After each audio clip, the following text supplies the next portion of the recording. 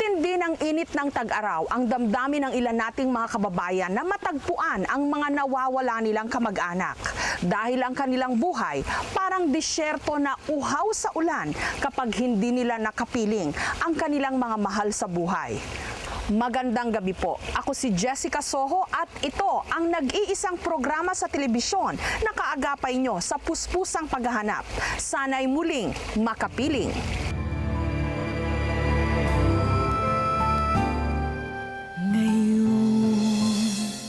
Di na nakikita.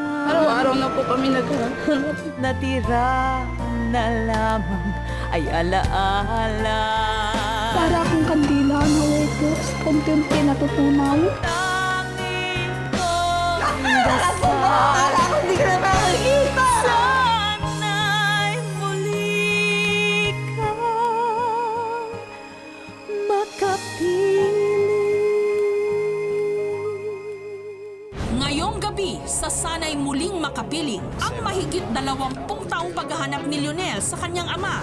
Kahit paano, gusto kong matikman kung paano ang pagmamahal ng isang ama. Hanggang kailan magwawakas ang paghahanap ni Aling Veronica sa kanyang anak na si Betchy. Patay na siya o buhay, basta makita ko siya. Kwento ng isang lola na idinulog sa aming tanggapan. Maraming aso yung Mabagsit aso nila. mga ilan yung aso nila. Lima. At ang pagwawakas ng paghihintay ni Clarita. Salamat, Mama Mary! Pinakinggan niyo kami! Samahan niyo po kami sa isang oras na makwento ng pagsubok, pag-asa at pag-iisa dito lang sa nag-iisang programang kaagapay nyo sa puspusang paghahanap. Sana'y muling makapiling. Hiwalay ang mga magulang ni Lionel. Nagkaroon ng sariling pamilya ang kanyang ina at wala siyang kaide-ideya kung nasaan ang kanyang ama. Ngingiti pa kaya ang kapalaran para sa kanya? Messenger sa isang realty business sa Makati si Lionel, 23 years old. Itong mga sulat na to, dadaling ko sa address na nakalagay dito. Kabisadong-kabisado na raw niya ang hirap at pagod ng pagiging mensahero. Umulat mat umaraw, kailangan lahat ng sulat na to may hatid sa tamang oras, sa tamang araw. Malayo man, malapit, kailangan ito maidala kaagad. Dahil marami naghihintay dito. Isang kabalintunaan nga na siya pa mismong tagapaghatid ng mensahe sa iba. Hindi alam kung paano naman maihahatid ang personal niyang mensahe sa ama na hindi pa niya nakikita at nakikilala. Kasi sa ngayon, lalo na ako, talagang kailangan ko ng tatay buhat nasa high school pa ako. Gusto ko na talaga makita tatay ko. Kaya lang, parang pinagkakait nila sa akin eh. Gusto ko man tanungin nanay ko, wala akong lakas na loob para tanungin siya. Hindi ikinaila ni Lionel, produkto siya ng isang maling pagmamahalan. Hindi raw kasi boto ang mga magulang ng kanyang ina sa kanyang ama. Sabi nila nung nasa sinapupunan ako ng nanay ko, nagkaiwalay sila dahil hindi nga magkasundo yung tatay ko tsaka lola at lola ko. Ewan ko sa anong dahilan. Dahil dito, sobrang naapektuhan ang pagsasama ng kanyang mga magulang hanggang sa humantong nga ito sa hiwalayan. Bago man lang umalis ang tatay ko, buntis ang nanay ko. Lola's boy si Lionel. Dito kasi siya inihabili ng kanyang ina nung nagtrabaho ito noon sa syudad. Pinalaki nila ako ng maayos ang buhay, tamang pag-uugali. Papasalamat ako sa mga lola at lola ko. Magbuhat bata talaga ako, sila nag-aruga sa akin. Pero sa mga tulad yata niyang alam ng iba na wala siyang ama, hindi maiwasang naging tampulan ng tukso. Dati nung bata ako, talaga natatandaan ko, sabi nila, galing lang daw ako sa dumi ng kalabaw. Yun. Ampun lang daw ako. Maraming tukso na gaano sa akin. medyo talaga, ampon, sabi nila sa akin. Talagang, minsan, aalis na lang akong bigla, magmumukmuk sa isang tabi. Kaya itinaga na raw niya sa bato. Balang araw, mahahanap din niya ang kanyang ama. Lahat naman tayo, gusto natin makapiling ang ama natin na kahit paano, gusto kong matikman kung paano ang pagmamahal ng isang ama. Pero kahit subsob na sa pagtatrabaho, pilit pa rin siyang hinihila ng kanyang mga isipin. Kahit isang oras, makausap ko siya, makilala. Sana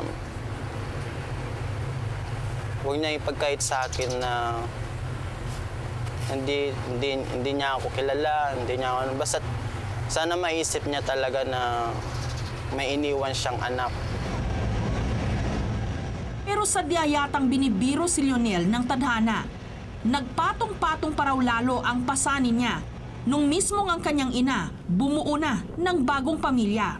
Kaya si Lionel, solo flight na sa kanyang buhay.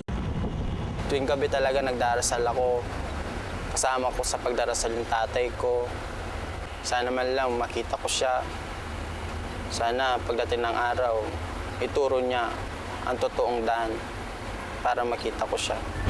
Ayon kay Lionel, Jose Bamba ang buong pangalan ng kanyang ama.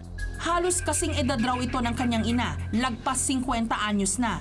Tubong Olongapo City raw si Jose at pagpapasada ng tricycle ang ikinabubuhay. Sabi pa ng kanyang ina, para silang pinagbiyak na bunga. Nung araw ding yon, tumulak kami patungong Olongapo City kung saan di manoy nakatira ang ama ni Lionel.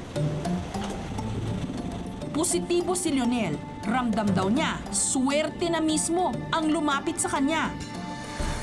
Sana ito na pagkakataon na mahanap ko ang aking tatay. Sana ngayong araw na to, makilala ko na siya. Mula Makati, halos 6 na oras pa ang binuno namin marating lang ang Olongapo. Si Lionel, gising na gising sa kabuuan ng aming biyahe. Hindi man lang naidlip kahit isang saglit. Bago simula ng paghahanap, dumaan muna kami sa City Hall ng Olongapo.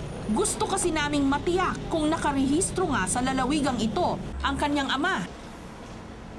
Magtatanong po sana ako kung meron po nakaregistrong pangalan na Jose Bamba. Bali, 3 po yung nakaregister na Jose Bamba sa buong Pilipinas. Pero isa lang sa 3 ito ang posibleng ama ni Lionel. Ito si Bamba Jose Ibay. Tila hindi pa nakontento sa nakuha naming mga impormasyon. Wala po bang picture? Nakaano? Wala pong picture dito eh. Hindi siya nagpa-validate. Sabi ibig sabihin, pag hindi po nagpa-validate, Hindi siya nakuhanan sa computer nung may validation. Kahit walang litrato ang hinihinalang ama, malakas ang kutob ni Lionel. Yun na ang matagal niyang hinahanap. Habang nasa daan papunta sa nasabing barangay, kinontak namin ang ina ni Lionel.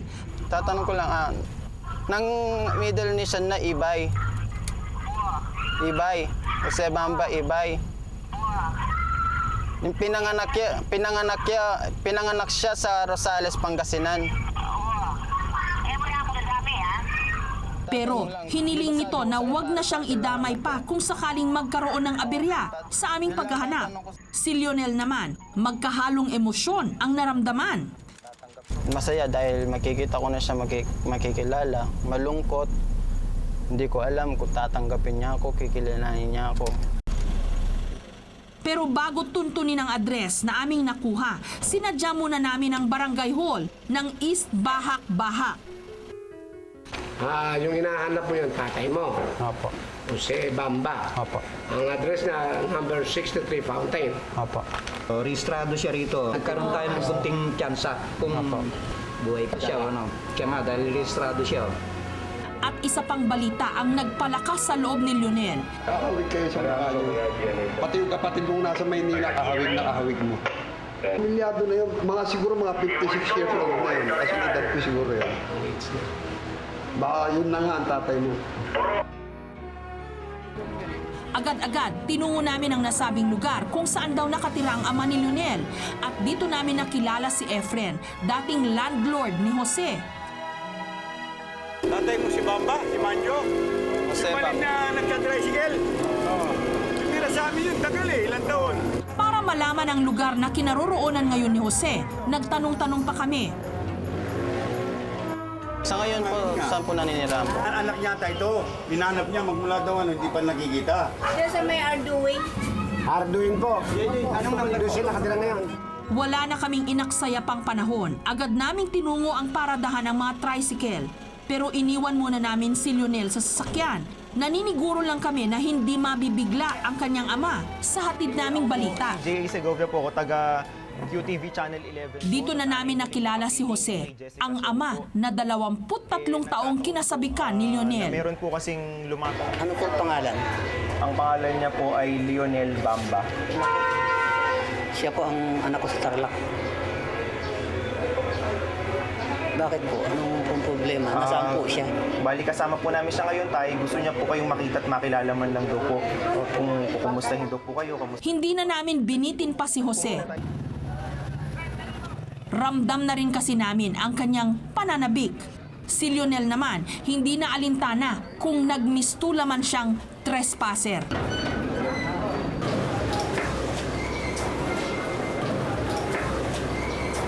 Jose Bamba Ibay po. Opo yun. Hindi malaman ni Lionel kung saan huhugot ng mga sasabihin. Dati po meron po ba kayong kilalang Ninita Santos? Opo. Naging ano niyo po siya? Naging kinasama ko po siya. Sabihin ko po kung ano. Ako po ang ano. Ikaw ba si Lionel? Opo. Anak, laki mo na. Ikaw ba yan? Meron ako palatandaan sa'yo. Asa yung balat mo? May balat ka sa kamay, di ba? Ikaw ba? Ito ang kauna-unahang pagkakataon na nakaranas si Lionel ng yakap ng isang ama. Kumusta ka na? Kumusta po? Ito, mabuti. Buhay pa. Matagal ko na po kayo nahanap eh. Gusto ko sanang pumunta roon, kaso natakot naman ako. Bakit po? Saka wala ng pera. Saka natatakot ako sa lulo mo. Baka masamang gawin nila sa akin. Maya-maya pa, narinig na ni Lionel ang mga salitang pupukaw sa pait ng mahabang panahon ng pangungulila. Kumusta po kayo? Mabuti naman. Ito, tricycle driver pa rin. Kumusta ka na, anak? Pasensya ka na. Wala po. Hindi ko alam, laki ng pagkakasala ko. Nananabig din ako sa iyo, no? Pero wala naman ako magawa eh. Talagang gusto kong pumunta doon. Natatakot naman ako.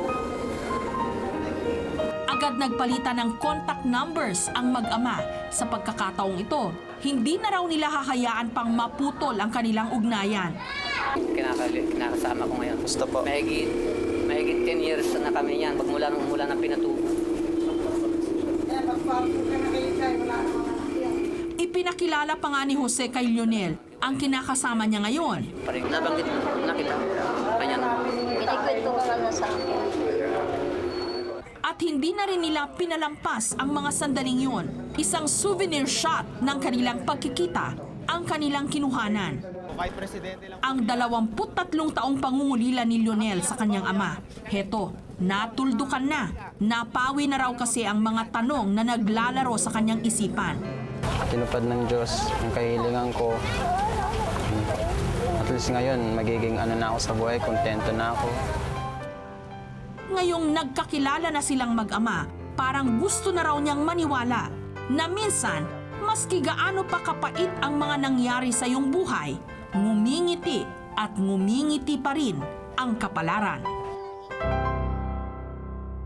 Nakakalungkot na kung minsan ang pagtatampo ng anak na uuwi sa paglalayas kung alam lang nila ang sakit na idinudulot ng kanilang paglisan sa mga magulang nilang naghihintay. Sa oras ng pag-iisa, madalas binabalik-balikan ni Clarita ang Baywalk sa Rojas Boulevard. Ito ang nagsisilbing kanlungan ng kanyang kalungkutan. Dati raw kasing kasakasama niya rito ang isang taong mahalaga sa kanyang buhay. ang kanyang anak na si Christopher. Pero ngayon, tila hanggang sa alaala na lamang ang lahat. Halos 3 buwan na kasing nawawala ang kanyang 10 taong gulang na anak. Ayoko mabuhay na wala pa ang anak ko. Gusto ko, kung hindi ko makakapiling anak ko, mamatay na lang ako kung hindi ko makikita makakapiling anak ko. Pangatlo sa 4 na magkakapatid si Christopher, wala ka raw mairereklamo sa batang ito dahil saksakan ng bait at talaga namang masunurin. Subalit medyo paralisado na ang kalahating katawan ni Christopher. Nasagasaan daw kasi siya ng isang humaharurot na sasakyan nung siya'y 7 taong gulang pa lamang. Pero sa kabila ng kanyang kapansanan, nagagawa pa niyang pangalagaan ang kapakanan ng kanyang ina. Pag inaaway ako ng papa niya, gigit na siya sa amin. Kahit ganyan kalagayan na anak ko, siya ang nagtatanggol sa akin kahit sinusuntok ako ng asawa ko noon. Siya talaga nagtatanggol sa akin. Subalit hindi lahat ng pagkakataon nagkakasundo silang mag-ina. Tulad na lang nung minsang nagtampo sa kanyang anak, nung minsang hindi niya naibigay ang hinihingi nito. Si Christopher, nagyaya talaga sa akin na, Man, tara na, alis na tayo, bilhin tayo laruan. Sabi nga ganun. Sabi ko, mamaya na tayo bibili, mamayang hapon. Sabi ko, Tope, ito yung 20. Nagtaka ako, doon nga ako nagtaka, bakit hindi nga kinuha, tapos tumakbo ng ganun. Pero ang pagtakbo na pala na yun ng kanyang anak, ang huling beses na niya itong masisilayan. Siguro yung anak ko, naglakad ng lakad, nakatawid dyan sa may highway. Yun, gusto niya siguro makabalik. Siguro hindi niya na matandaan yung kali na pabalik dito. May nagpatuloy niya lang, kaya siguro siya nawala. Halos gumuho ang mundo ni Clarita sa pagkawala ng kanyang anak at tanging ang pananalig sa Diyos ang pinanghuhugutan niya ng ibayong lakas. Naiisip ko sa sarili ko, parang walang pag-asa, para akong lantandahon. Sabi ko, sarili ko, hindi ako mawalan, kailangan pag-asa, lakasan. Lord, tulungan niyo po ko, doblehan niyo po yung lakas ng loob ko. Sabi kong ganun. Pampiin niya, damit niya sa eskulahan, yan. Pampiin, pagbernis. Hindi tuloy minsan maiwasan ni Clarita na ibunton sa kanyang sarili ang sisi. Ako na lang dapat nawala, hindi dapat siya. Ayun ang gusto kong mangyari sa sarili ko. Sinisisi ko yung sarili ko. Ako na lang ako. Kung may dapat mawala, ako dapat mawala. Ako dapat mawala. Mamatay na lang dapat ako. Huwag na yung anak ko. Sa kabila ng labis niyang pagdadalamhati sa pagkawala ng kanyang anak, umaasa pa rin siya na balang araw, babalik si Christopher. Minsan uupo ako doon sa hagdanan, bukas yung pintuan. Ganun. Pinapagpag ko yung damit ng anak ko, yung sapatos niya nga, nandyan eh. Nag-aaral pa siya, nandyan yung sapatos niya. Pinapagpag ko, sana umuwi ka na, umuwi ka na. Mula kay Clarita, nalaman namin ang mga sumusunod na impormasyon tungkol kay Christopher. Bubulol-bulol daw ito at hindi malinaw magsalita. Kapansin-pansin din daw ang nunal nito sa kanang bahagi ng kanyang likod. Medyo paralisado ang kalahating katawan niya. Para tulungan si Aling Clarita, i-flash namin ang larawang ito ni Christopher sa aming programa nung nakaraang Martes. Umaasang may makakakilala sa bata. Ilang oras lang, isang tawag nga mula sa Taguig ang aming natanggap. Nasa kanilang pangangalaga raw ang bata. At sa pamamagitan nito, natagpuan na namin si Christopher. Heto si Christopher ngayon, nasa ilalim ng pangangalaga ng mga barangay tanod ng barangay Bagong Tanyag sa Taguig. Ayon kay Leonardo Villahermosa, desk officer ng nasabing barangay, napulot daw nila si Christopher na palaboy-laboy sa lansangan ng Western Bikutan. Wala namang maibigay na detalye yung bata dahil hindi kasi masyadong marunong magsalita. Bulol eh. Wala na kaming makuhang impormasyon siya. Kahit tinatanong na nga namin yung pangalan, ang pangalan na lang niya, isusulat na lang niya sa papel. Dagdag pa ni Leonardo, nakita niya ang labis na pangungulila ni Christopher simula nung napunta ito sa kanilang pangangalaga. Nung bago pa lang siya, parang malungkot siya at umiiyak. Mayroong parang naisip niya na at maalala niya yung magulang niya. Hindi naman namin alam kung saan siya talaga mismo nakatira. At ang itinutukoy niyang tirahan ay hindi naman pala nila tirahan yun. Gayunpaman, sa loob ng 3 buwang pamamalagi ni Christopher sa kanilang poder, napamahal na raw ito sa kanila. Malambing siya. Pag kinakarga-kargan lang ng kasama naming tanod, malambing na malambing talaga yung bata na yon. Yakap ng yakap. Kahit sino lang, pag ano niya, yakapin niya. Samantala, maski kalat na ang kadiliman, determinado pa rin ang pamilya Mendoza na hanapin ang nawawalang miyembro ng kanilang pamilya.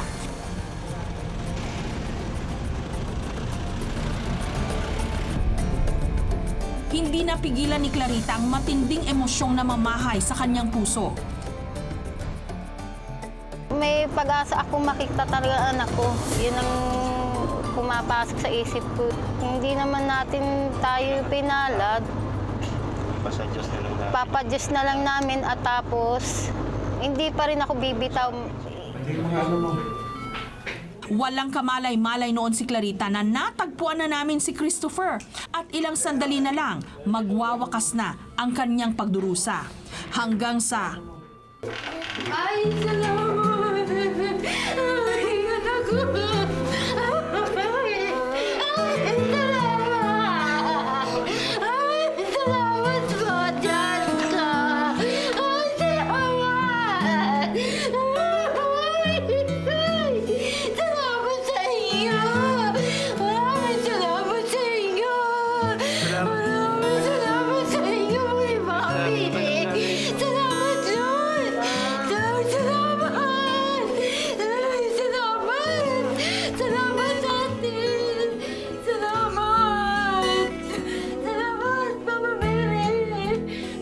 Sa puntong ito, hindi matapos-tapos ang pinakawalan niyang mga pasasalamat. Animo, tumigil ang ikot ng mundo sa muli nilang pagkikita ng kanyang anak. Bibig na inagaw ko para sa'yo, pasalubong ko sa ipin. Ano bang dahilan kung bakit ito? Nagtampo lang po siya. Nagpapabili po siya sa akin ng laruan. Sabi ko, mamayang hapon na tayo aalis. Kasi medyo mainit pa ho. Bali, binibigyan ko po siya talaga ng 20 pesos para po tumigil na. Yung bata na yan talaga, sobra talagang lambing yan. Opo. Pilyo po yan siya eh. Oo. Ngayon, tila nahawi na ang lahat ng mga makakapal na ulap sa buhay ni Clarita. Kapiling na kasi niya ang batang sa kanila'y nagpapasaya. Pareho ng kasiyahang iniwan ni Christopher sa puso ng mga taong kumupkop sa kanya. Parang pusang naliligaw sa gitna ng kamay nilaan si Lola Francisca. Kahit mahina na ang kanyang katawan, pursigido pa rin siyang makabalik sa bahay kung saan siya namamasukan.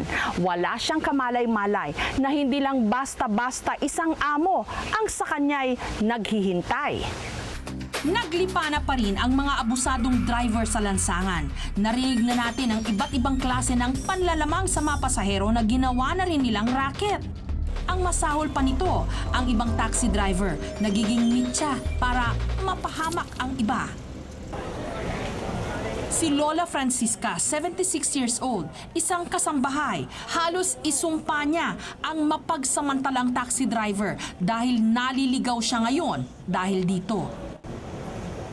Sinama siya ni Karina, isang concerned citizen, para dumulog sa aming tanggapan. Hindi raw kasi alam ni Lola Francisca kung paano makabalik sa bahay ng kanyang amo.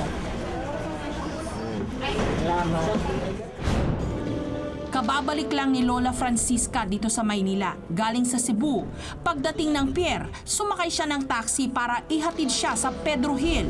Pero mali na nga ang lugar na sa kanya'y pinagbabaan.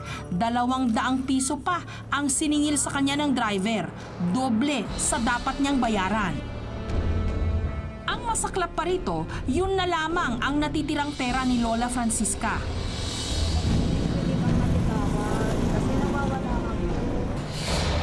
Nakitawag si Lola sa isang dalaga para magpasundo sa kanyang amo. Dito na ako, sundin mo na ako, nawawala na ako. Pero dahil buong araw nang hindi nakakakain, bigla na lang siyang nawala ng malay at itinakbo sa ospital. Dahil dito, hindi na sila nagkita ng kanyang sundo. Pagkalabas ng ospital, sinubukang puntahan ni Lola Francisca ang opisina ng kanyang amo.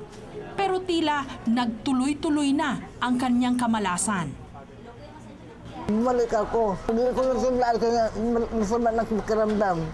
May dala ko akong ID. After that po, Nasakay ko sa bus, yun nawala. Sa mga ganitong sitwasyon, animoy hulog ng langit na dumating si Karina. Kumapit siya sa kamay ko, tapos sabi niya nahihilo daw siya at nawawala. So inalalayan ko siyang tinanong ko muna kung saan siya pupunta. Sabi lang siya sa GMA7 daw kasi mananawagan or para makauwi nga daw. Kaya si Lola Francisca, labis-labis ang pasasalamat kay Karina. Wala kang tulong sa akin, wala alala ko ngayon. Lumagkla ako sa kasada eh. Wala ring ibang kamag-anak sa Maynila si Lola Francisca, kaya wala siya ngayong ibang nais kundi makita ang kanyang amo. Mabait sila. Kung ano hiningi ko binibigay. Mula kay Lola Francisca, nakuha namin ang mga sumusunod na impormasyon tungkol sa kanyang amo. Marites Gonzaga ang pangalan nito. Nagtatrabaho sa Cubao at nasa 11th floor ng building ang opisina. Sa Bulacan raw ito nakatira at may naaalala raw siyang Francisco sa address nito. Bit-bit ang mga impormasyong ito. Sasamahan namin ngayon si Lola na hanapin ang kanyang amo. Una naming tinungo ang Cubao. Nagbabaka sakaling maalala ni Lola Francisca ang opisina ng kanyang amo. Familiar na po kayo dito sa sa lugar na to? Oo. Ito sa masakit ng jeep. Yan, pasok yan. Lalo pang naging klaro kay Lola ang direksyong aming tinatahak. Saan po, Lola? Ito po ba? Doon pa. Bandarong pa ho, dito. Ini kasada ko yung sunod ng jeep, lagyan. Sa kabila po. Diyan, sige, diyan, papasok yan. So ito yan. Baka po ito. At sa wakas, Dito Ito po ito? Oo. Sigurado po kayo, Lola? Sige, Yan po yun? pa tayo. Sige po. bumaba kami sa Aurora Tower para magtanong.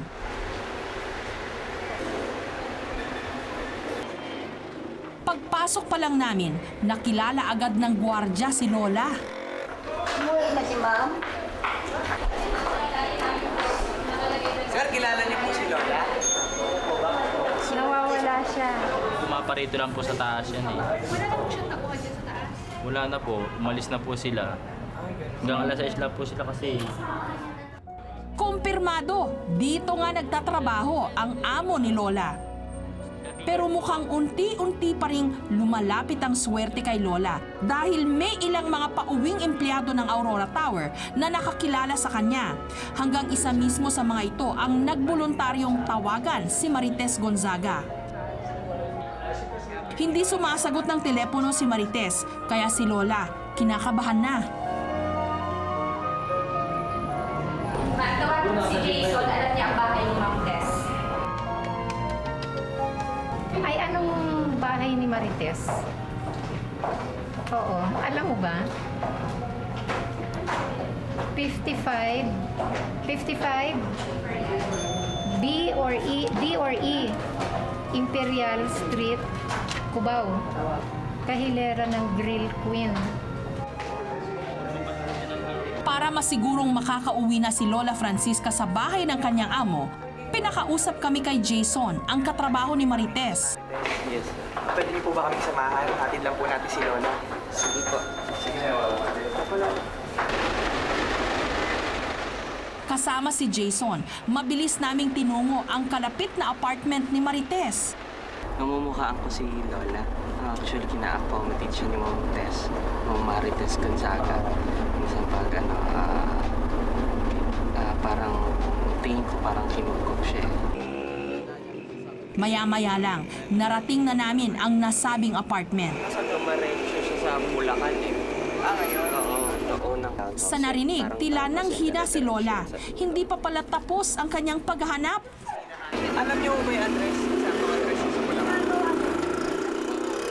mula sa anak ni Marites Gonzaga. Nakuha namin ang kumpletong address niya sa Bulacan, kung saan dati ring tumuloy si Lola.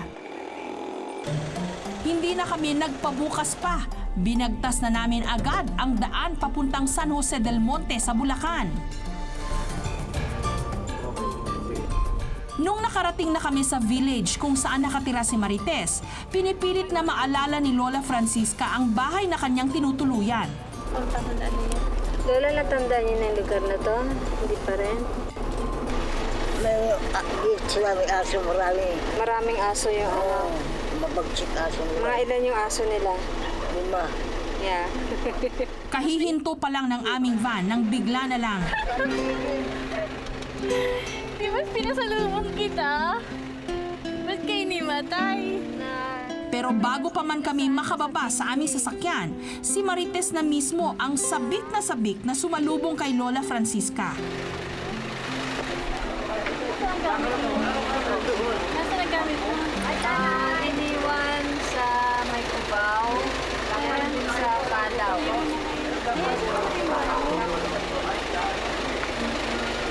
Kumain ka na?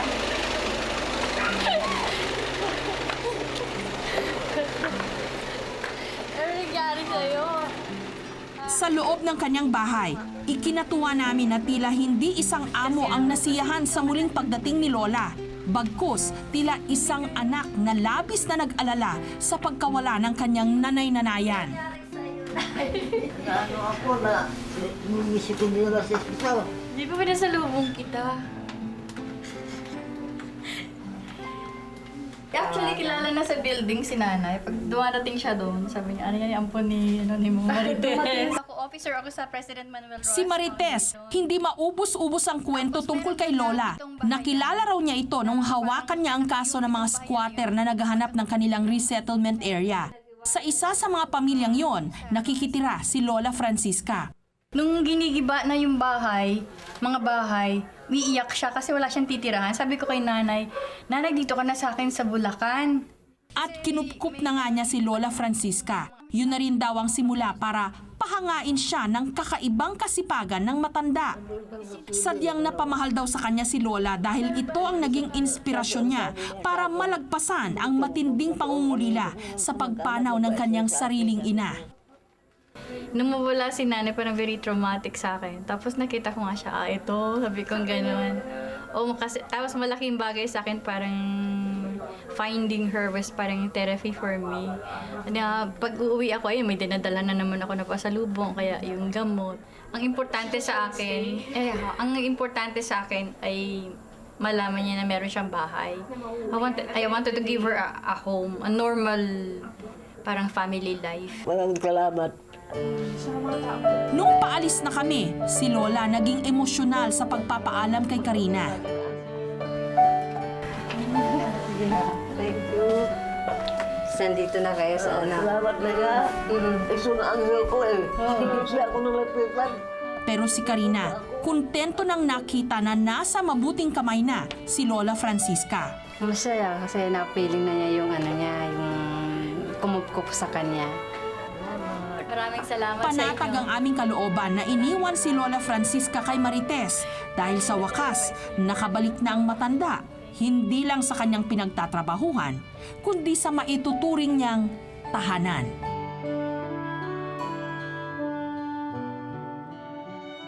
Nawawala si Mark Jason Del Rosario, 17 years old, makapal ang kilay, nawala noong March 4, 2006.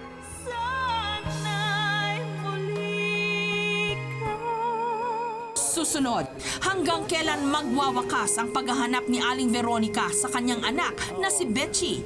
Patay man siya o buhay, basta magkita.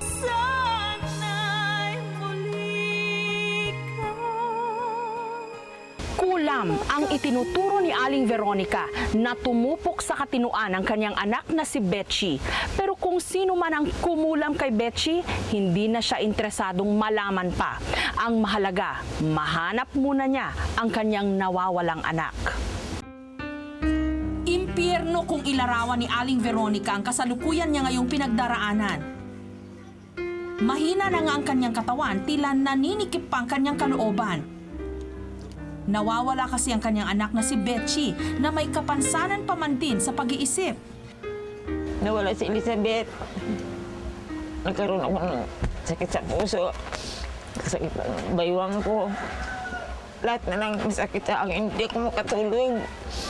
Alas 3 na ng gabi, madaling araw, di pa ako makatulog eh. Malinaw pa kay Aling Veronica ang pinag-ugatan ng lahat. Nung nakaraang taon, masayang nanunood ng telebisyon si Betchy nung sawayin ito ng ama. Wala ka nang ginawa kundi manood ng TV. Kasi masyado sa malapit sa TV. Pinaalis niya ng konti. Nagtampo siya, umalis. Labis daw na nagdamdam si Betchy sa nasabing insidente kaya tila minabuti na lang nitong magpakalayo-layo mula sa kanilang lugar sa Santa Mesa sa Manila. Ang simpleng pagtatampo na uwi na pala sa paglalayas. Elizabeth ang tunay na pangalan ni Betchy, 46 years old. Bago ito nawala, madalas daw sumasakit ang ulo nito at tila hindi nito makontrol ang kanyang kamay sa pagsusulat ng kung ano-anong bagay. Kalimitan din daw itong may naririnig na bumubulong-bulong sa kanyang tenga. Ang sakit niya, depressed, at saka shock, nervous breakdown. Ngunit hindi naging balakid ang nasabing kapansanan para hindi maging kapaki-pakinabang si Betchy sa kanilang tahanan. Dito, dati si Elizabeth ang gumagawa nito. Hindi ako nagpihirap dito sa paglinis ng bahay. Siya lahat ang gumagawa. Ngayon wala na siya, ako nang gumagawa nito. Kaya naalala ko siya lagi, umiiyak ako. Naghinayang ko sa anak ko na yan kasi ang bait yan. Masipag yan. Hindi mo na utusan. Si Aling Veronica ngayon, pilit nilalabanan ang matinding kalungkutan. Gabi-gabi magdadasal ako pag oras na maalala ko siya. Nanonood akong TV hanggang alas 2, alauna. Lahat na ginawa ni Aling Veronica, malaman lang ang kinaroroonan ng nawawalang si Betchy. May sa albularyo ako nagtingin mga kuwan dyan. Hula. Kung buhay pang anak ko, sabi nila buhay. Pero lakad lang daw ng lakad. Kung saan siya abot. Nagiging naman siya ng pagkain. Pinibigay naman daw siya. At lalong lumakas ang pag-asa ni Aling Veronica dahil sa mga huling balitang narinig niya tungkol sa kanyang anak. May mga kapitbahay kasi si Aling Veronica na nakakita kay Betchy nung nawala ito. Ayon sa kanila, huli raw nilang namataan si Betchy sa mga sumusunod na lugar. Mula Quiapo, nakita raw itong sumakay ng jeep papuntang Pasig. May nakakita rin daw kay Betchy na nakatambay sa harap ng Villa Regina Building sa Bambang sa Pasig. Kaya ngayon, nananawagan si Aling Veronica. Anak, umuwi ka na. Iniling ko sa itaas. Huwag na ako kukunin hanggang hindi ko makita ang anak ko. Huwag na ako kukunin muna hanggang hindi ko makita ang anak ko. Patay na siya o buhay, basta makita ko siya bago ako mamatay. Yun lang hinihiling ko sa itaas. Gusto ko mabalitaan kung nasaan na yung anak ko ngayon, kung buhay man siya o patay. Gusto ko makita siya, patay man siya o buhay. Andres, alis muna kami. Hanapin nga si Elizabeth. Sana matagpuan niyo. Sige. Kasama ang kanyang inaanak sa kasal na si Rose, sasamahan namin si Aling Veronica para muling hanapin si Betchy. Kahit hirap na sa pagbibiyahe, determinado pa rin siya na makita si Betchy. Una naming tinungo ang Villa Regina Building sa Pasig. Sabik akong pumunta uli dito sa Pasig. Baka sakali nandito anak ko, baka na bumalik dito. Kasi lakad lang daw ng lakad eh. Baka iikot-ikot lang dyan. Pagdating doon, inabutan namin si Wilma, kaibigan ni Aling Veronica. Si Wilma ang nakakita kay Betchy na minsan daw itong tumambay rito. Totally nakita ko siya rito for 1 week. Sante, turo mo dito. Dito. Upo siya rito. Tapos sinuway siya ng security kasi bawal kasi dito. Tapos and then pumunta siya pa ganon. Hindi na ho siya bumalik, simulat sa pool noon. Sa panaginip ko kasi umiiyak siya, ayaw malit. Ganon ba siya? Ganon ba siya dito nung palis? Hindi, kumakain siya ng soft drinks noon ng Sprite, saka tinapay. Wala naman kaming nakuhang bagong balita. Minarapat na lang naming sadyain ang pinakamalapit na presinto. Mga 40 plus na yan. 46 years old. Sa ngayon po, wala pa rin po kaming balita sa amin to dahil nung isang taon pa ho ito eh. Oo. Iwanan nyo na lang po kami ng litrato kung sakaling makikita na. Si Aling Veronica, walang ibang nagawa kundi mag-iwan na lang ng larawan ni Betchy. Baka sakali raw kasing matsyempuhan ito ng mga pulis sa kanilang pagroronda. Tumulak naman kami papunta sa DSWD ng Pasig City Hall. May nakapagsabi kasi sa amin na dito dinadala ang mga taong napupulot mula sa mga lansangan ng Pasig.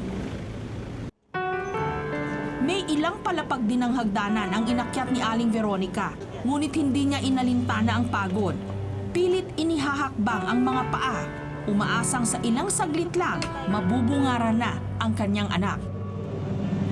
Last year po ito na. Oo. Sa May 8, 2 years na. 1 year. 1 year na. Dali last year po na-receive namin to na may mister ko po.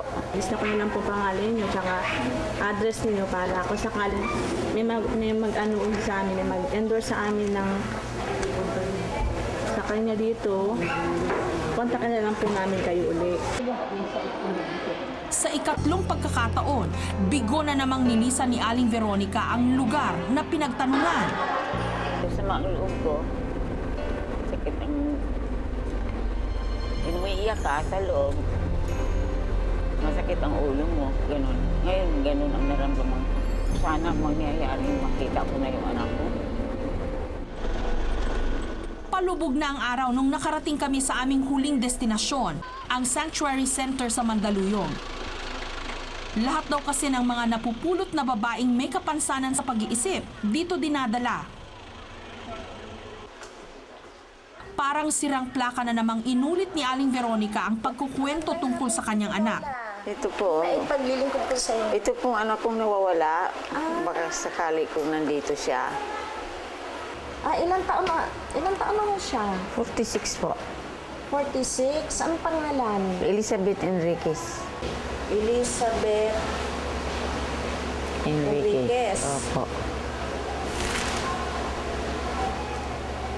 Baka na may... Sorry Lola, wala ako kami.